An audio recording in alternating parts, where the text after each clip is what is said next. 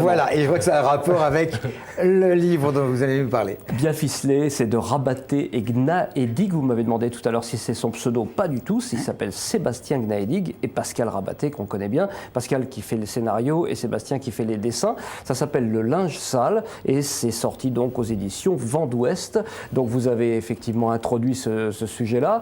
Le type est cocu jusqu'à la moelle, ça on peut le dire maintenant. Il veut se venger. Il veut se venger. Il va à l'hôtel où il y a sa femme en train de batifoler avec son meilleur ennemi. Il arrive dans la chambre, il déboule dans la piole, il pète la porte et il tire à vue sur tout ce qui bouge. Et là, la bavure, la boulette, c'était pas le bon couple. Donc il a buté deux braves gens qui étaient juste là en train de copuler tout à fait légalement. Et pendant ce temps-là, évidemment, sa femme et son amant en profitent pour se tirer, préviennent la police, et lui, par contre, il finit 20 ans en tôle. 20 ans de tôle. À ruminer. À ruminer, donc ça vous est jamais arrivé, ça, Patrice, je vous le souhaite pas. Les 20 ans de tôle, non. D'être cocu. Ah non, je me permettrai pas. C'était pas le sens de la comme tout le monde une fois dans ma vie. Je veux dire, oui, ça va, ça vient. Hein, voilà. Bien entendu, oui, on en est tous là, mon cher ami. Donc bref, pour en revenir à notre sujet, le linge sale, 20 ans, il rumine, il sait comment il va s'en sortir, donc il a repéré évidemment l'endroit où sa femme s'est établie avec ce fameux amant. Entre-temps, elle a fondé une famille. Et quelle famille Et quelle famille de bras cassés, de tuyaux de poêle. C'est franchement assez sordide d'ailleurs l'endroit où ils vivent et ce qu'ils font. Ils vivent de rapines, de petites magouilles, etc.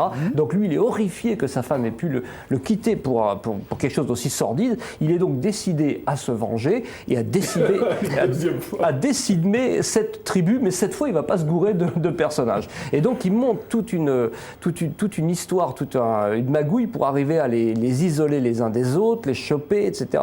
Bon, il arrive à en tuer quelques-uns quand même dans cette histoire.